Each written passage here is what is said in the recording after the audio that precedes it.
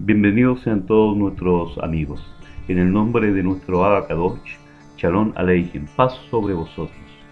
Y llegamos al capítulo número 7 del libro de Cantares. En este capítulo hemos querido titularlo Arrepentimiento de Israel.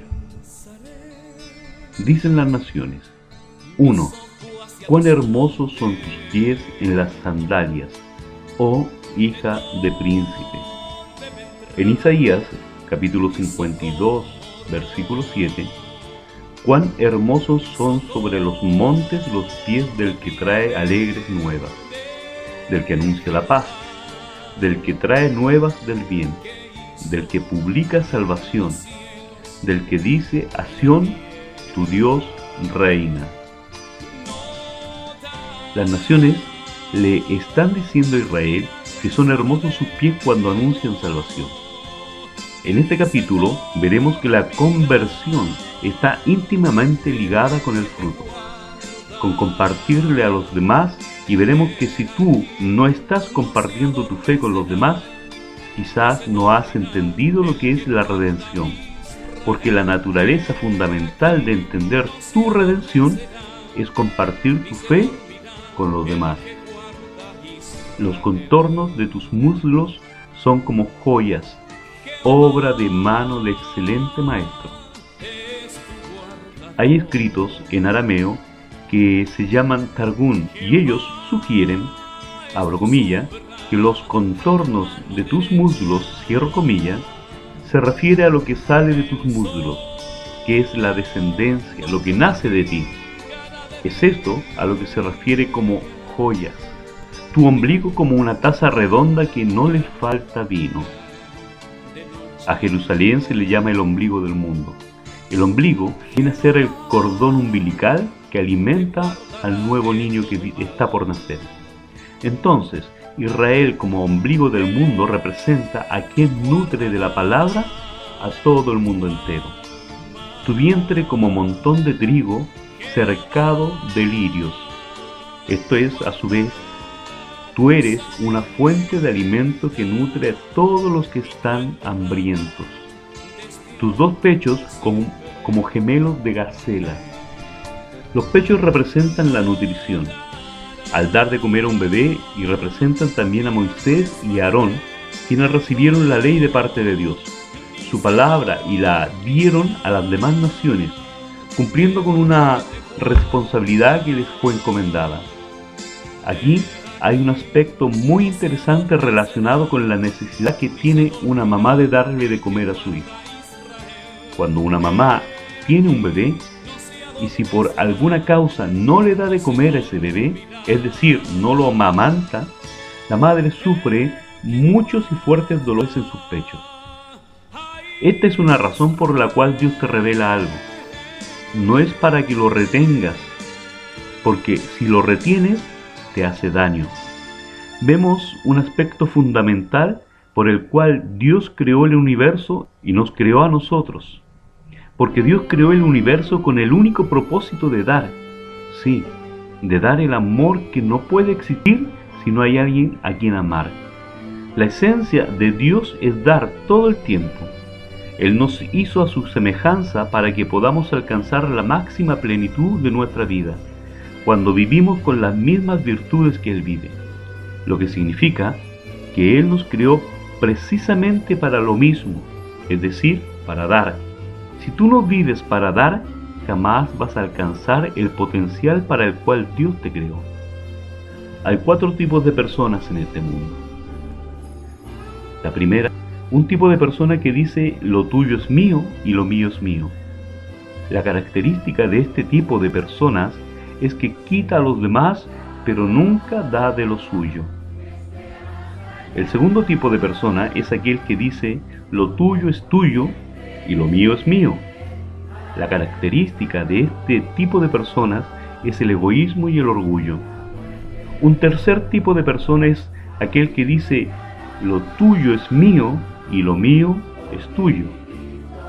Las características de esa persona es la conveniencia, que generalmente se aplica entre negociantes. Pero un cuarto tipo de persona dice Lo tuyo es tuyo y lo mío es tuyo. Las personas que tienen la característica señalada en el punto final son las características de los justos, característica esencial de Dios que fue enseñada por el Mesías Yahshua. De las 4 personas señaladas, la óptima es la descrita en el 4º lugar, mientras que la peor persona es la de la característica señalada en el punto número 2.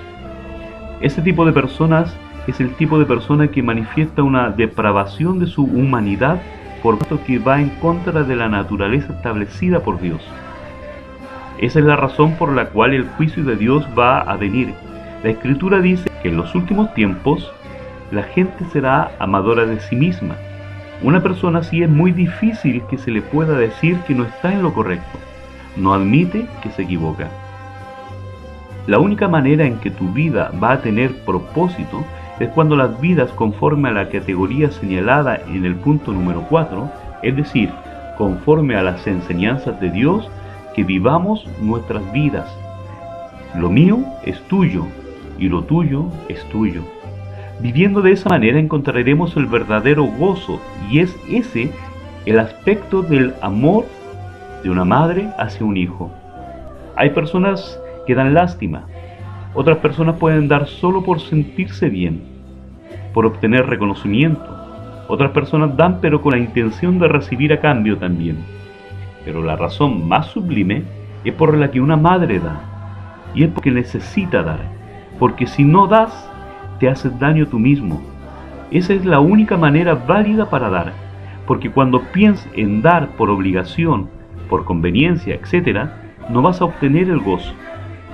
Ay de ti y ay de mí si pasa un solo día sin que le hayamos dado algo a alguien simplemente por la necesidad de dar.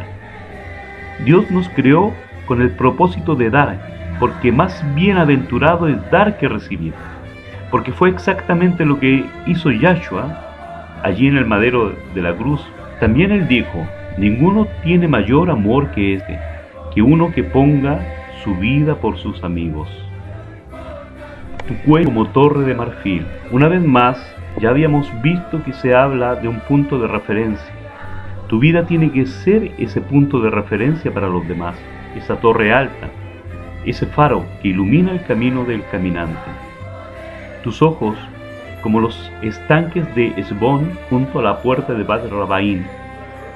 Esta era una ciudad moabita muy fértil.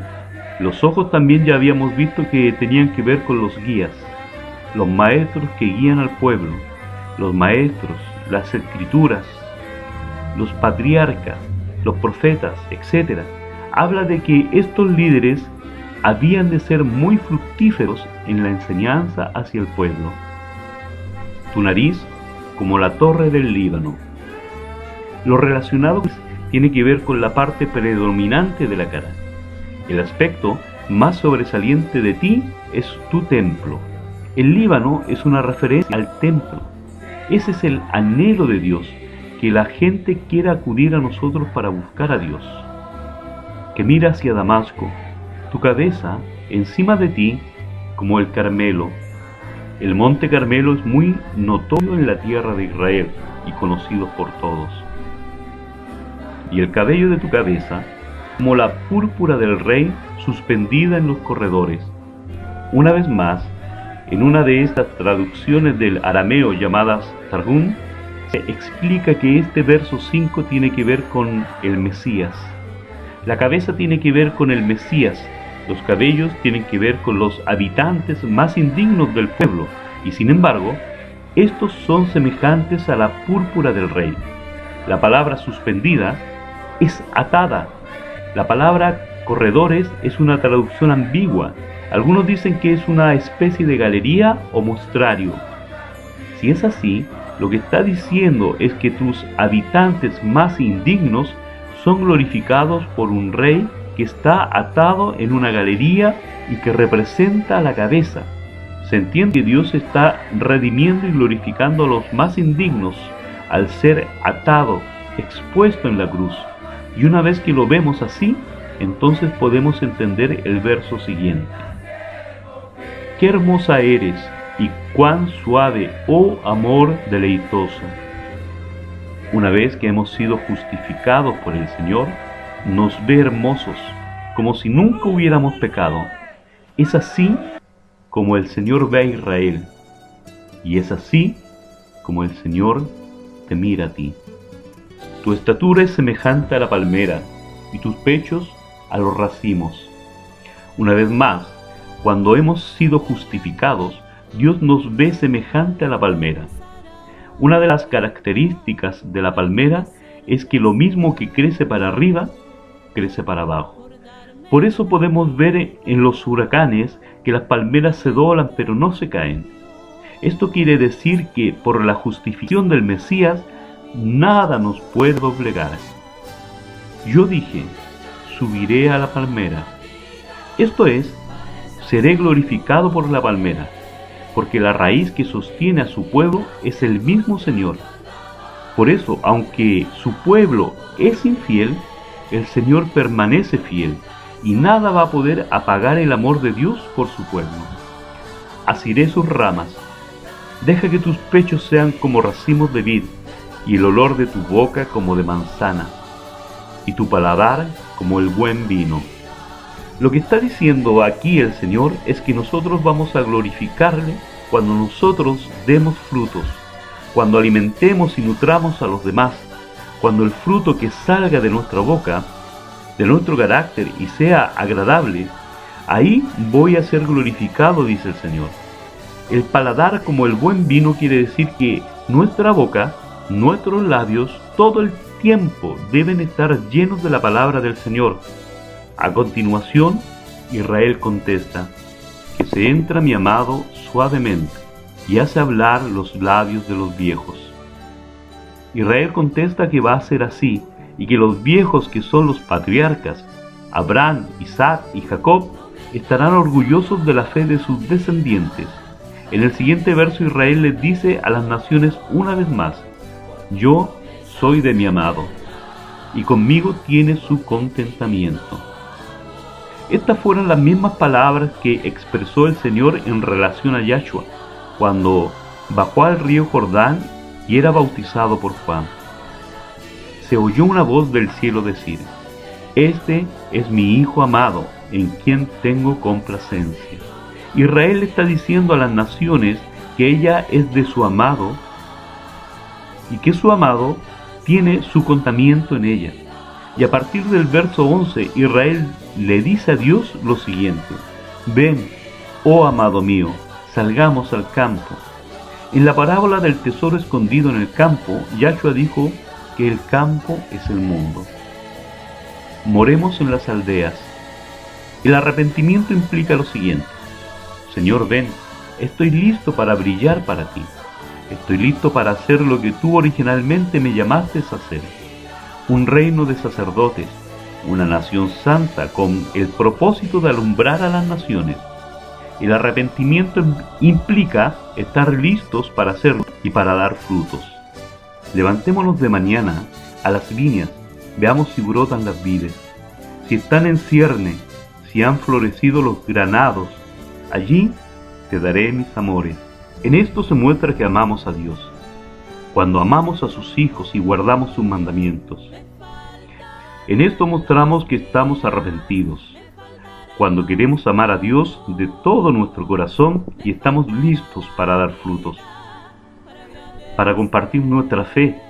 Cuando guardamos esto, es como si fuésemos una lámpara debajo de una mesa, sin utilidad alguna. Yahshua dijo que su luz alumbre, así que no tenemos que esconderla. Nosotros que somos de Israel e injertados en Israel, hemos sido puestos por Dios para alumbrar a todas las naciones. El arrepentimiento de este capítulo implica una cosa: el propósito de recibir la revelación de Dios a través de la Escritura es cumplir el objetivo para el cual fuimos creados. ¿Y cuál es este objetivo? Simplemente dar.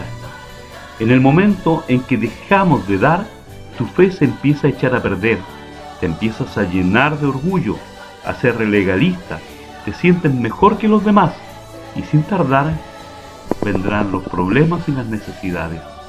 Una de las cosas que debemos tener muy claras es el objetivo de que nosotros estemos estudiando la palabra de Dios, ya que el propósito es darlo, porque si no lo damos, nos va a empezar a hacer daño y lo que aprendamos no va a tener ningún tipo de utilidad. De tal manera que esto es lo que implica la conversión, el arrepentimiento, poder ser luz, poder dar a los demás, poder salir a los campos. Hubo un tiempo en que Yahshua tuvo a sus discípulos quietos y no les dejaba salir, porque les estaba enseñando. Pero llegó el momento en el que los envió a dar la palabra de vida y los envió a hacer luz a las naciones. En Mateo capítulo 28, verso 16 dice lo siguiente: pero los 11 discípulos se fueron a Galilea, al monte donde Jesús les había ordenado. Y cuando le vieron, le adoraron, pero algunos dudaban. Y Jesús se acercó y les habló diciendo: toda potestad me es dada en el cielo y en la tierra. Por tanto, id y haced discípulos a todas las naciones, bautizándolos en el nombre del Padre y el Hijo y el Espíritu Santo, enseñándoles que guarden todas las cosas que os he mandado. Y he aquí, yo estoy con vosotros todos los días hasta el fin del mundo. Amén. Una de las razones por las cuales Yahshua les dijo a los que tenían esa responsabilidad era porque su casa iba a ser dejada desierta y les iba a dar esa potestad a otros, es decir, a nosotros. Fue porque dejaron de producir fruto. Los que gobernaban y tenían la responsabilidad de enseñar a las naciones cayeron en el error de llenarse de orgullo. Se sentían superiores a los demás. Empezaron a poner demasiadas trabas a los que querían acercarse al Evangelio. Se llenaron de corrupción. Hicieron un negocio del templo y cuando Yahshua se indignó diciendo: ¿no está escrito, mi casa será llamada casa de oración para todas las naciones? Mas vosotros la habéis hecho cueva de ladrones. El resultado de que Yahshua le dio a otros la potestad de enseñar a las naciones fue que éstos sí cumplieron con el propósito de ser luz. Que el estudio de la palabra de Dios cumpla en nosotros el propósito de dar frutos para no dejar de hablar de las cosas que hemos visto y hemos oído y hemos vivido. El mejor fruto de nosotros comienza por nuestra propia familia. Finalmente, la respuesta de Israel. Las mandrágoras han dado olor, y en nuestras puertas hay toda suerte de frutas, nuevas y añejas. Para ti, oh amado mío, he guardado. Yahshua enseñó que todo escriba, docto en el reino de Dios, es decir, una persona erudita en la palabra de Dios, es aquella que saca sus tesoros viejos y sus tesoros nuevos. Esto significa que no hay revelaciones nuevas, simplemente hay nuevas experiencias en las revelaciones que ya estaban. O sea, que de todas las revelaciones que Dios ha inspirado, nosotros seamos capaces de extraer tesoros nuevos. Que de estos tesoros antiguos, nosotros seamos capaces de extraer cosas aplicables a las cosas que nosotros vivimos.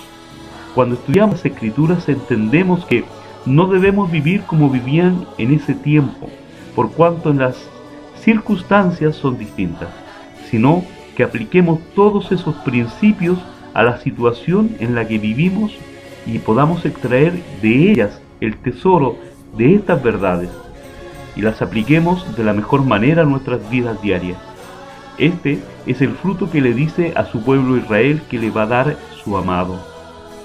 El Señor les bendiga y les guarde, y que sigamos por la senda del conocimiento, del estudio, para poder llegar a las almas, basándonos en el infinito amor de nuestro Señor Jesucristo, Yahshua, aquel que murió en el madero de la cruz, derramando hasta su última gota de sangre por ti y por mí. Porque uno de nuestros primeros mandamientos, como acabamos de ver, es dar, porque si no damos, nos hacemos daño. Que nuestro Abacadosh les bendiga y sobre vosotros, sobre vuestras cabezas, el Ruach Kadosh llene vuestras vidas. Shalom, shalom.